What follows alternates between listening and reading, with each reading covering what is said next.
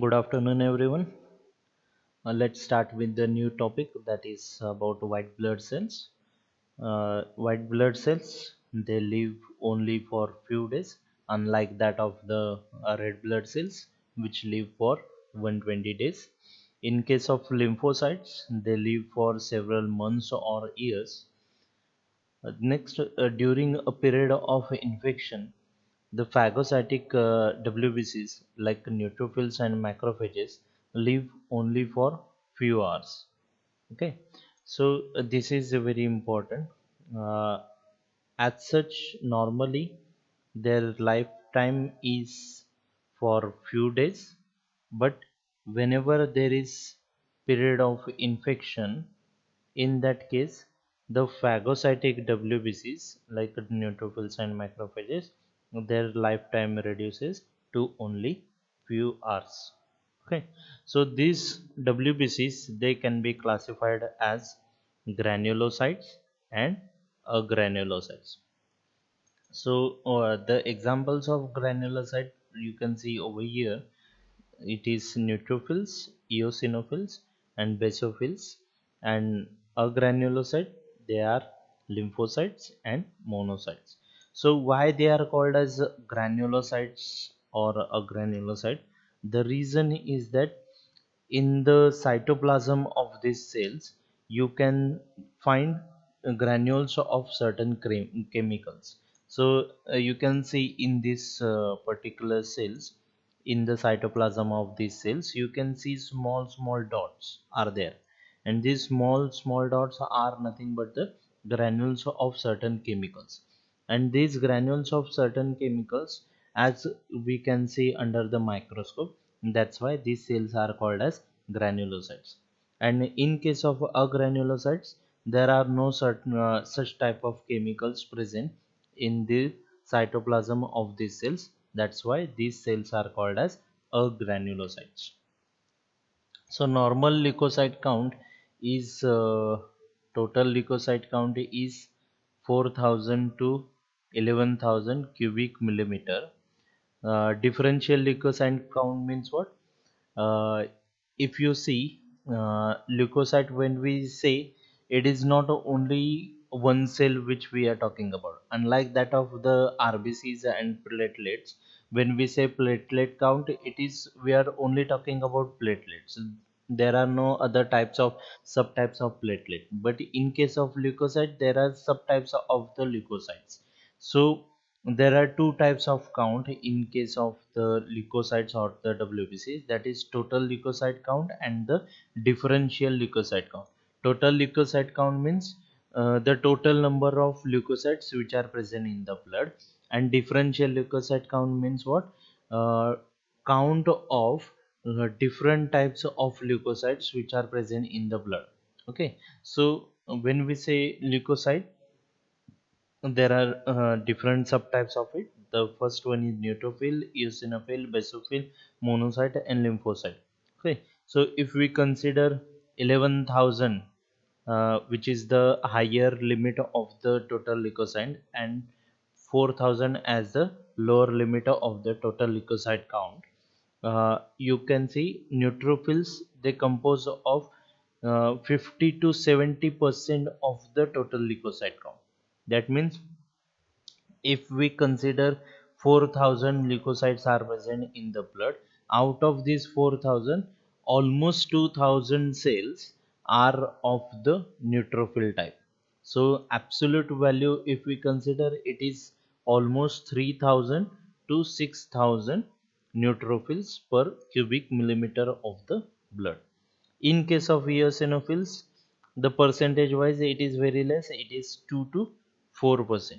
So the number of eosinophils that are present per cubic of the blood sample, it is only 150 to 450 cells. In case of basophils, the percentage further goes down, so it is 0 to 1%. So you may find 0 cells, 0 basophils in the per cubic of the blood, or sometimes you may also found 100 basophils in per cubic of the blood sample. In case of monocytes, the percentage is 2 to 6%, and the number is 200 to 600 monocytes per cubic millimeter. Lymphocyte, as compared to the neutrophil, they are less, but as compared to the other cells, they are plenty. It is 20 to 30% is made up of lymphocytes, and the number is 1500 to 2700 per cubic millimeter. Okay. So leukopoiesis, it is the process of formation and differentiation of leukocytes. So before to the myeloblast, we have the pluripotent stem cell. So myeloblast, the suffix is blast, so it is immature cell, gets converted to or forms the promyelocyte. So mature cell is getting formed.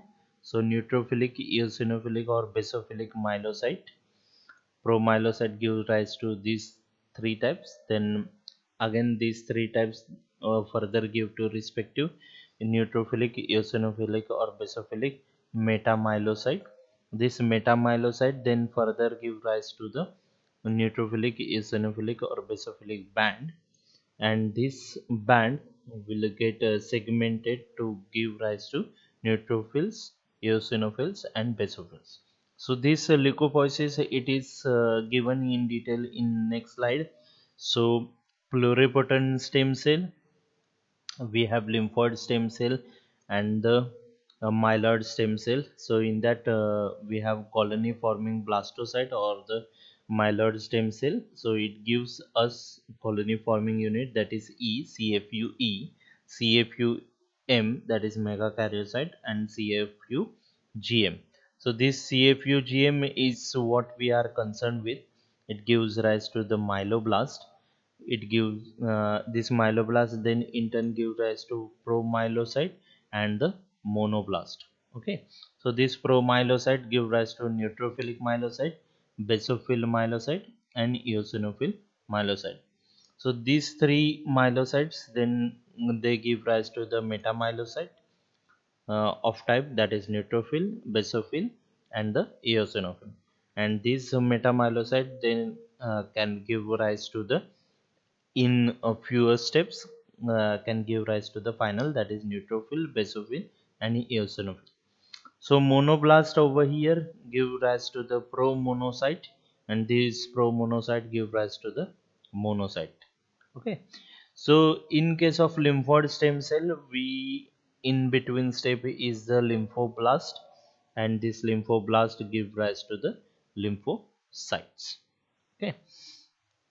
So control of leukopoiesis, that means there are certain regulatory factors that control the process of leukopoiesis. So if it is not controlled continuously, WBC production will happen in the body, and this continuous production, if it happens, it is a pathological condition. But there are certain regulatory factors that they regulate the number of WBCs that are being produced in the body, and that's why we can actually say that the total leukocyte count is 4000 to 11000. So if it is going beyond 11,000, then these regulatory factors, they will reduce the number of WBCs that are being produced. If the number of WBCs in the body, if they go below 4000, then these regulatory factors, they activate or they will stimulate the process of leukopoiesis. Thus more and more leukocytes they will be formed and they will be added to the bloodstream. Okay. So the leukopoiesis, it is stimulated by the CSF. So CSF is colony stimulating factors. Okay. So these are the substances released by the macrophage monocyte community, such as CSFG or CSFGM.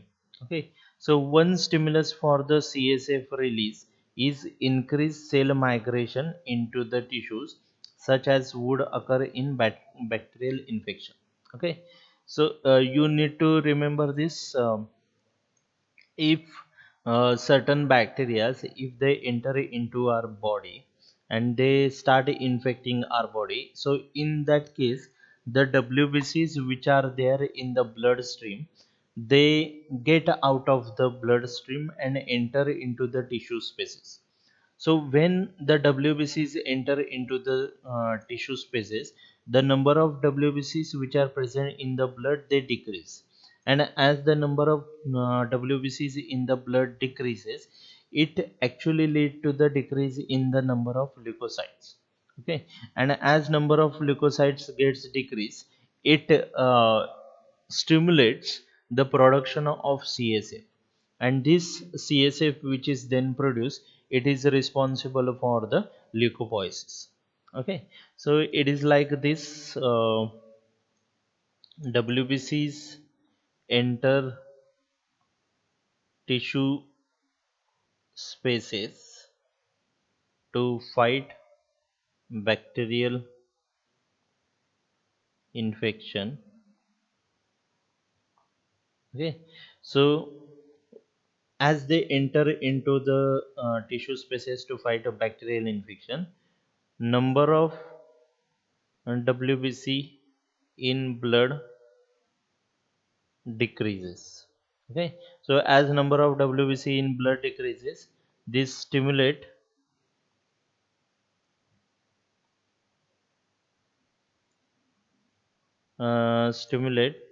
CSF formation. Okay, and as CSF, that is the colony stimulating factor, is stimulated, it causes leukopoiesis.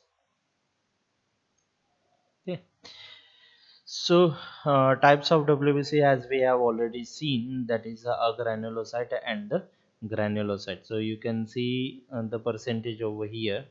So once pathogen enters the body, the combat them by the phagocytosis or the immune responses. So WBCs, they fight with the invading bacterias, and that's their function. So the granular leukocytes and the monocytes leave the bloodstream to fight injury or infection. Okay, so you need to remember this: the granular leukocytes and monocytes, they leave. Okay, so the lymphocytes, they don't leave the bloodstream, they remain present in the bloodstream and fight the organisms that enter into the bloodstream. Okay, so once these granular leukocytes or monocytes leave the bloodstream, they never return to it. So it is not like that they take alternative route and get into the tissue spaces. Once they are done with their work, they will come back. It never happens. Okay, so once a granular leukocyte enters into the tissue spaces, they fight the bacteria which are present over there, causing the infection, and while fighting, they die. Okay, so as they die, they cannot come back to the bloodstream. Okay, so about lymphocytes, they continually recirculate, unlike that of the granular leukocytes, and from blood to the interstitial spaces to lymphatic fluid. So what is this lymphatic fluid, we are going to study in detail in next lecture. Okay, so this lymphatic fluid, once it enters into the lymphatic fluid, it again mixes with the blood, and that's how the lymphocyte can come back to the blood. That's why it is said that they recirculate, that is from blood to interstitial spaces, from here to lymphatic fluid, and from fluid to the blood. Okay, so granulocytes, during their formation, that is granulopoiesis, they follow a common line of development through myeloblast to myelocyte before differentiating into three types.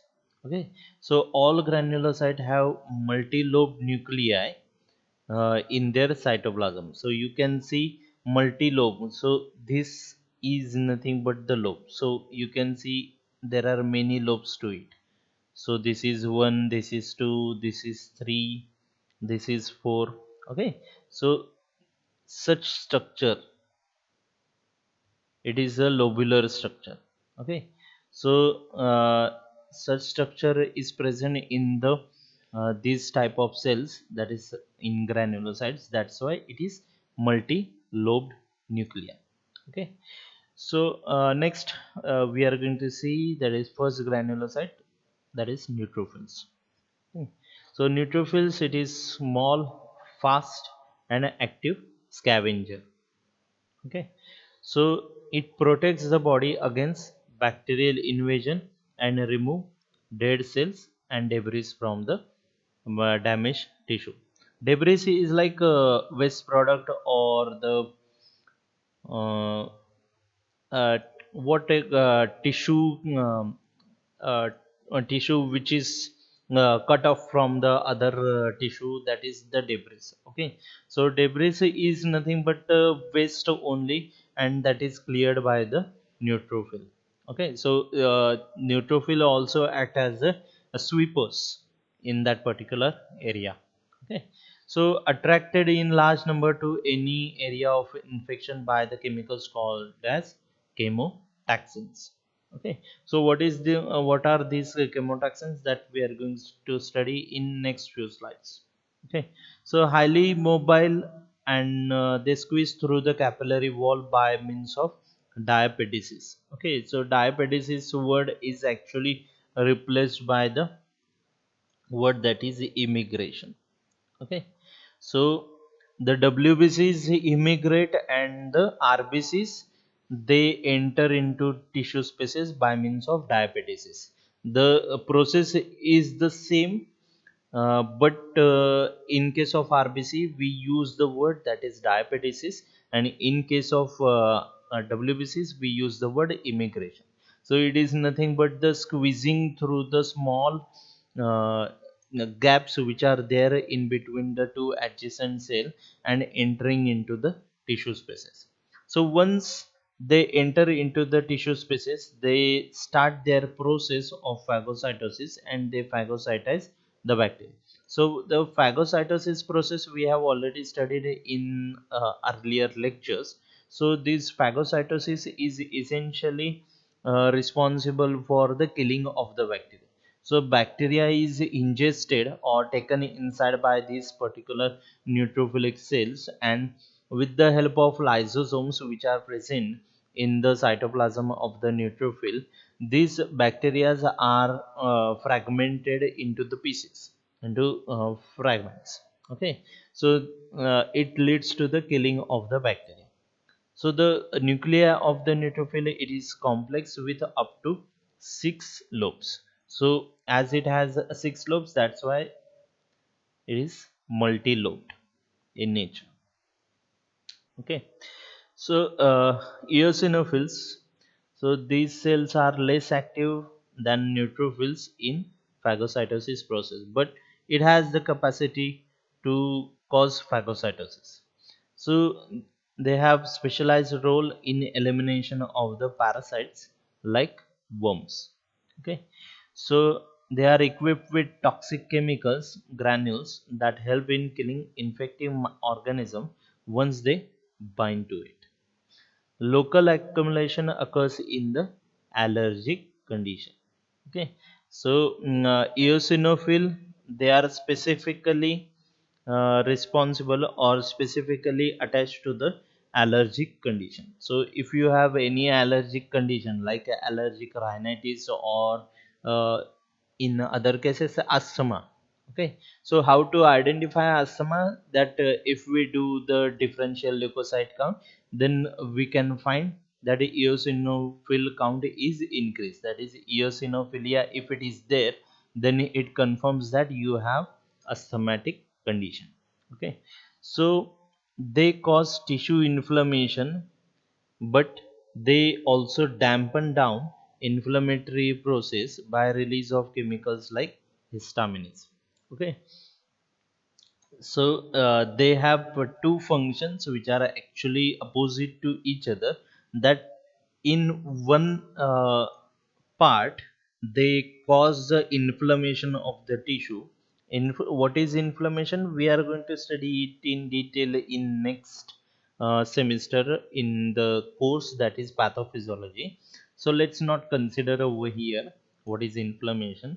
So they cause tissue inflammation, but also they are responsible for the decrease in the inflammatory process.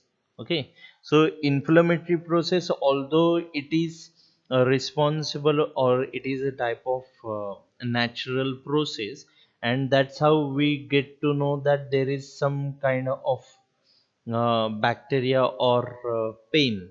Okay, so inflammation process, it causes the pain. Okay, so if consider, take one what to say, one small pin, and try to poke your skin with the pin. Okay, so when you poke your skin with the pin, at that particular point, some reddening happens, and if you poke it harder, then you feel pain. Okay, so why you feel pain? It is because of inflammation of the tissue that happens at that particular area. So by means of inflammation, you get to know that your tissue is getting damaged. Okay, if inflammation is not there, then you won't even know that your tissue, or you're getting some kind of wound. Okay, so inflammation, in a way, it is a desirable process, but it is obnoxious. That means no one wants to feel the pain if it is there. But pain, you need to feel pain in order to understand that your tissue is getting damaged. Okay, so these eosinophils, they release histaminase, type of enzyme that is responsible for the degradation of histamine. So this histamine, it is a essential autocoid which is produced at the site of inflammation, and which is responsible for the inflammation. So what is the function of this histamine? It's not concern, or it is not part of your syllabus. Okay, so granulocyte basophils, so basophils, which are closely associated with allergic reaction. Again, these are present in allergic reaction. They contain cytoplasmic granules packed with heparin. Okay, so heparin, it is an anticoagulant. Anticoagulant means what? This heparin, it doesn't let blood to coagulate or to clot. Okay, and also this basophil contains histamine. Okay, histamine, it is an inflammatory agent. Okay, so when histamine is released by the basophils, it causes inflammation at that particular site, and also it produces other substances that promote the inflammation. Okay, so when an allergen binds to antibody like receptor present on the surface of the basophil, they release their granules, which cause destruction of allergen that caused its release. Okay, so understand this very clearly. So like that of in earlier topic which we have studied, antigen antibody reaction that is happening here also. We have one antigen here, it is an allergen. To what we can call it as a allergen? Allergen is any substance that can cause allergy. Okay, so when any kind of allergen get inside our body, this allergen can cause allergy, and this allergy is an unwanted process, or it is an obnoxious process. So we have our defense cell, that is basophil. What it does, it binds to the its receptor which are present on the surface of the basophil, binds to the allergen. So antigen antibody reaction happens. So this antigen antibody reaction that happens on the surface of the basophil causes breakdown of the wall of the basophil, and the granules which are present in the cytoplasm of the basophil are then released uh, into the surrounding, and they cause the inflammation at that particular point. Okay, so next cell is the monocyte, which is a granulocyte. So it is largest of the white blood cell. So some of the monocytes, they are circulating and some are fixed. Okay, so once they enter the tissue, they are called as macrophages. Okay, both type of cells, they produce a type of substance or a chemical that is called as interleukin 1, which acts on the hypothalamus, causing a rise in body temperature associated with microbial infection. Okay, so this interleukin 1, it acts on the temperature regulating center which is present in the hypothalamus, and thus the there is increase in the body temperature. We call it as pyrexia. Okay, or in layman's term we call it as fever. Okay, so you should understand this, that fever, it is a response to the microbial infection, and once this microbial microbes interact with the monocytes or the macrophages, they release a type of substance that is interleukin 1, and this interleukin 1 causes temperature regulating center in the hypothalamus to cause increase in body temperature, and that's how we get the fever. So fever is basically way of your body to tell you that there is a kind of microbial infection in your body. Okay, so this interleukin 1 also stimulates production of some globulins by the liver, and also they enhance the production of activated T lymphocytes. Okay, so they act as a regulatory factor for the activated T lymphocytes. So when this interleukin 1 is released, it causes production of the activated T lymphocytes. Okay, so next system that is related to the monocytes is monocyte macrophage system, which is also known as the reticuloendothelial system, and it consists of complement of monocyte and the macrophages. So some macrophages are mobile and some are fixed in tissue, providing effective defense at key body locations. So what are the mobile macrophages and what are fixed tissue macrophages? So some of the macrophages or some of the monocytes, at the start of the life stage only, they enter into the tissue and get converted into macrophage, and they get fixed into that particular tissue only. Okay, so it means that they never leave or they never get out of that tissue to enter into the blood again. Okay, so this type of macrophages, we can call it as fixed macrophages. That means they are from the start of your lifetime, they are there in the tissue itself. But there are other type of macrophages that is mobile. What are mobile macrophages? These are basically, when in the bloodstream, they are the monocytes. Okay, so when these monocytes in presence of microbial infection, they leave the bloodstream and enter into the tissue spaces, and when they enter into the tissue spaces, they get converted into the macrophages, and such macrophages which we get from the monocytes are called as the mobile macrophages. Mobile means moving. Okay, so they actively phagocytic and much more powerful and longer lived than the small neutrophils. Okay, so in case of inflammatory process, the first cell that to arrive at the site of inflammation or infection is the neutrophil.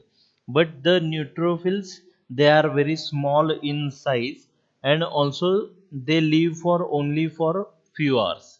Okay, but once neutrophil, they die after they combat the bacteria for few hours, next arrives the macrophages, and as the name suggests, macro means large. They are very large in size, and the number of macrophages that enter at the site of infection, it is far much greater than that of the neutrophils.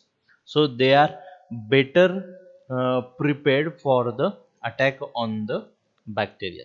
So they synthesize and release array of biologically active chemicals called as cytokines. And that cytokine, one example we have already seen, that is interleukin 1. So they have central role linking the non-specific and specific immune systems of the body defense, and produce factors important in inflammation and repair. Okay. So in immune system also there are two types, that is innate and adaptive. So neutrophil, monocyte and all, they are the part of the innate immune system. That means they are non-specific. They they don't distinguish among the various types of microorganisms. They just kill whatever microorganism they see. But the specific immune system, that is the adaptive immune system, which consists of the T lymphocytes and the B lymphocyte, they are specific against specific bacteria. Okay. So whatever immune reaction they produce, it is specific dependent on the type of bacteria which is present. Okay. So that is the difference between specific and non-specific immune system. Okay. So they wall off indigestible pockets of material, isolating them from the surrounding normal tissue.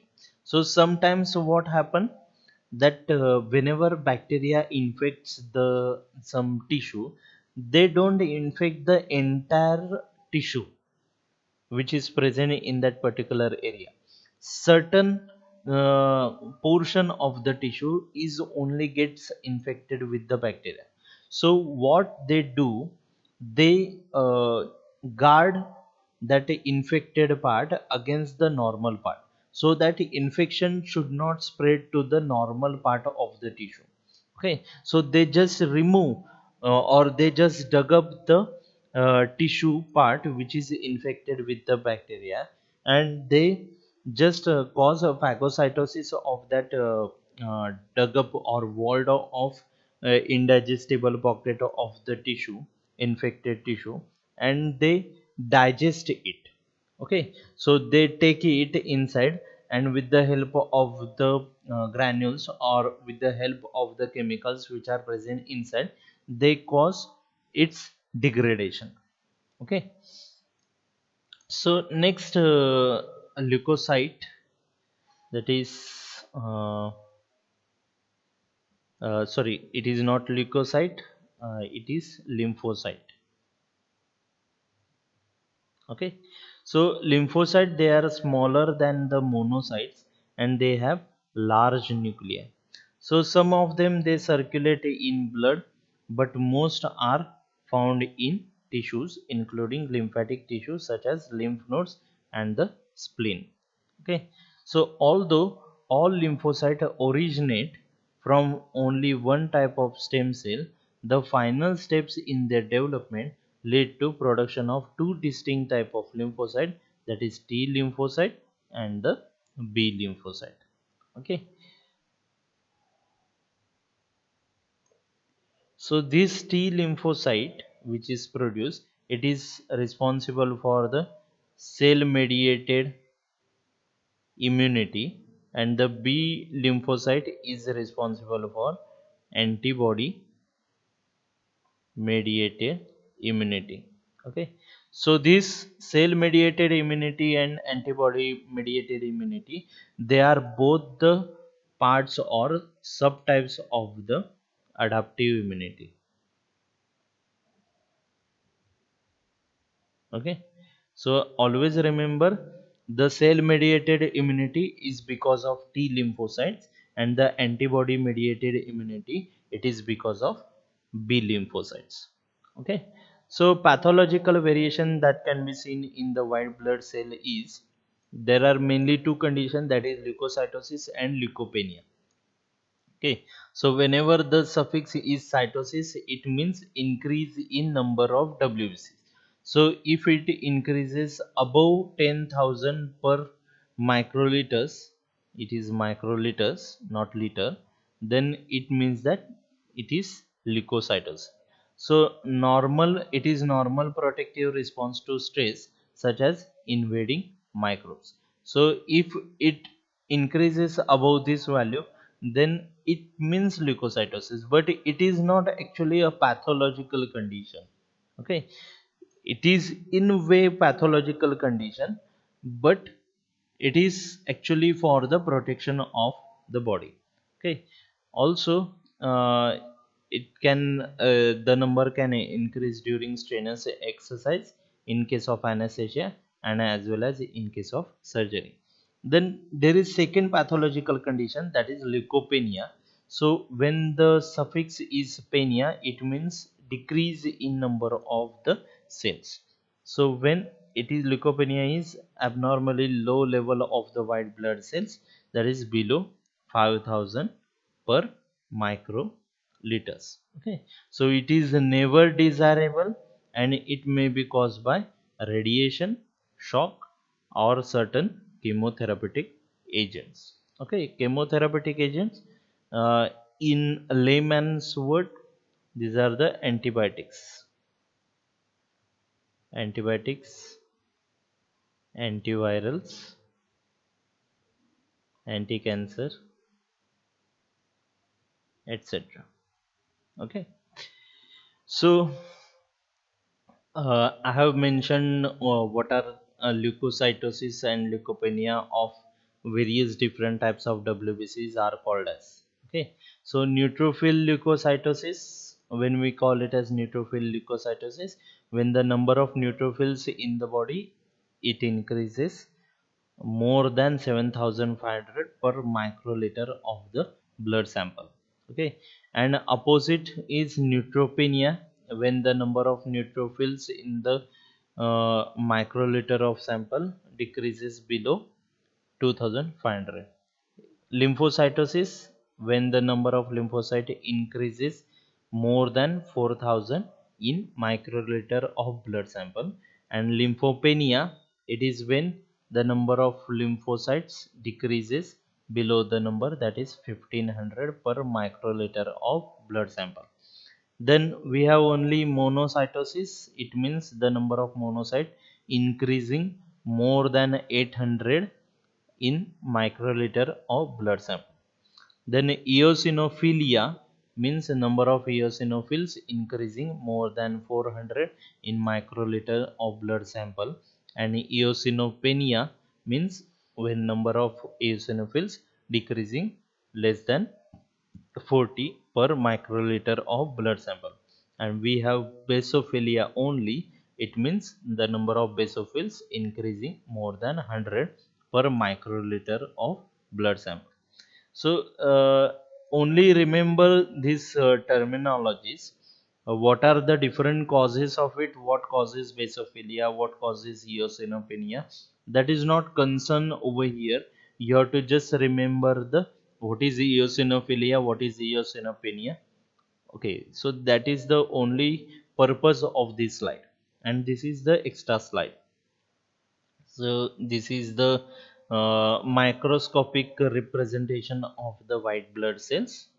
So one terminology related to the WBCs, that is leaving the blood vessel and entering the tissue spaces, that is immigration. So the process is called as immigration. Earlier it was called as diabetes. So you can see WBC over here, which is in the blood vessel, and it squeezes through the gaps in the blood vessel cells and enters into the tissue spaces. And this process of movement of WBC from the blood vessel into the tissue spaces is called as immigration. So chemotaxis, in presence of microbes and inflammation, the cells which are present at the site of inflammation or microbial infection, they release certain type of chemicals, and these chemicals, they are responsible for the attracting the phagocytes.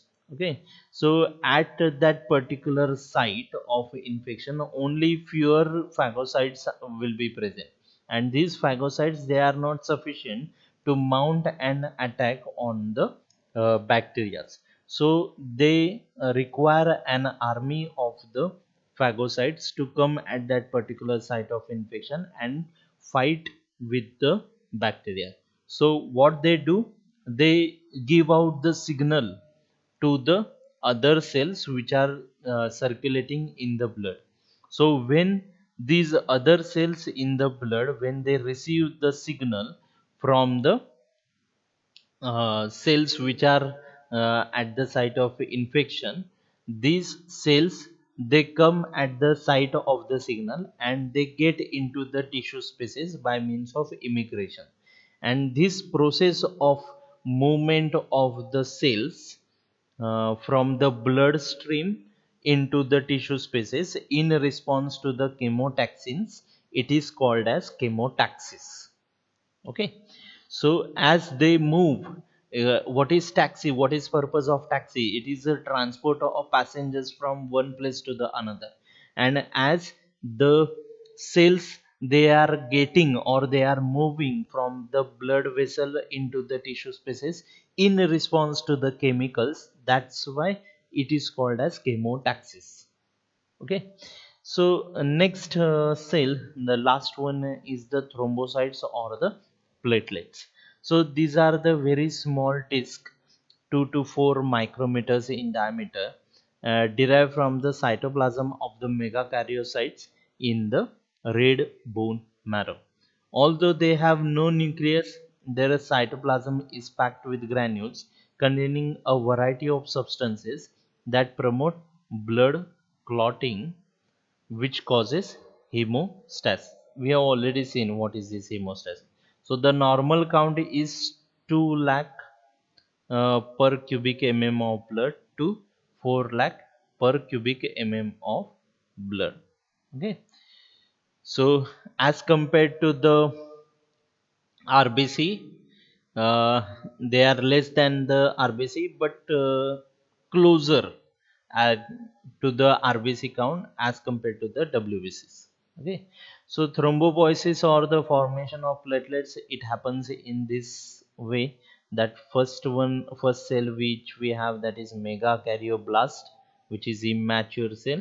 The first one will be the pluripotent stem cell, which will give rise to the megakaryoblast. Then it will give rise to the promegakaryocyte. This promegakaryocyte will give rise to the megakaryocyte, which is, mega means big, it is very big in size. So this megakaryocyte will undergo fragmentation to give rise to the thrombocytes or platelets.